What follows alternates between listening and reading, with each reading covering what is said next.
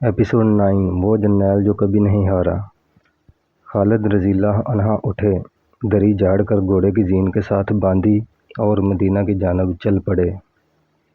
خالد کو وہ الفاظ یاد آ رہے تھے جو ابو سفیان کی بیوی ہند نے اپنے خاوند سے کہے تھے۔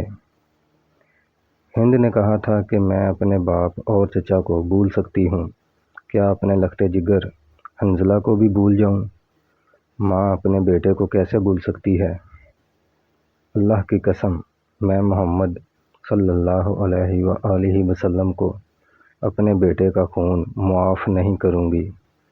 یہ لڑائی محمد صلی اللہ علیہ وآلہ وسلم نے کروائی ہے۔ میں حمزہ رضی اللہ عنہ اور علی رضی اللہ تعالی عنہ کو نہیں چھوڑوں گی۔ وہ میرے باپ، چچا اور میرے بیٹے کے قاتل ہیں۔ ابو سفیان بولا، میرے خون کو میرے بیٹے کا قتل گرما رہا ہے۔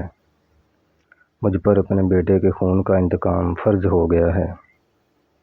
میں سب سے پہلے محمد صلی اللہ علیہ وآلہ وسلم کے خلاف فوج تیار کر کے اسے آئندہ کے لیے لڑنے کے قابل نہیں چھوڑوں گا۔ مشہور مورخ اور وقایہ نگار واقدی لکھتا ہے کہ اگلے ہی روز ابو سفیان نے تمام سرداروں کو بلایا۔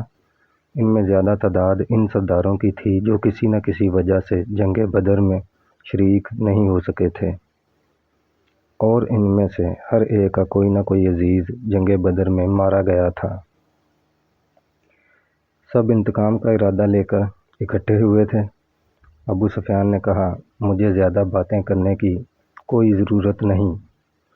میرا اپنا جوان بیٹا مارا گیا ہے۔ اگر میں انتقام نہیں لیتا تو مجھے جینے کا کوئی حق نہیں۔ سب یک زبان ہو کر بولے کہ اب بدر کی شکست کا انتقام لیا جائے گا۔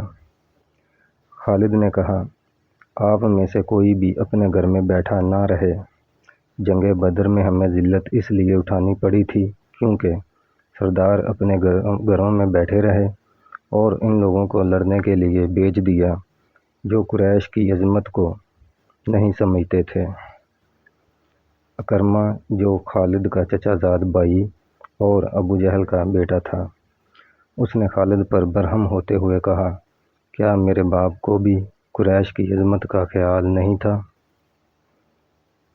کیا صفوان بن امیہ کو بھی قریش کی عظمت کا خیال نہ تھا؟ تم کہاں تھے الولید کے بیٹے؟ تم لڑنے کیوں نہیں گئے؟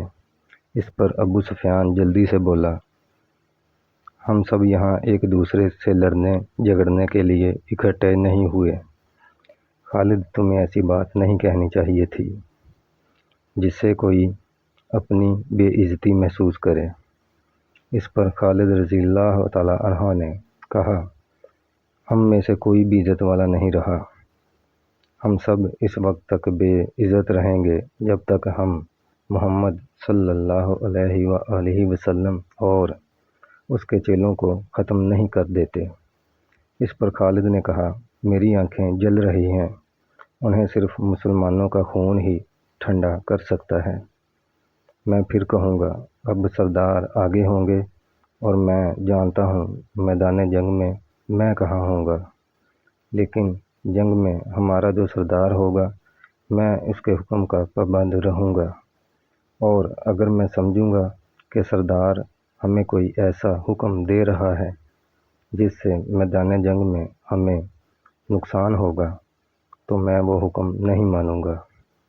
سب نے متفقہ طور پر ابو سفیان کو اپنا سردار مقرر کیا۔ ٹو بی کنٹینیو، اگلے ایپیسوڈ کے لیے لائک کریں۔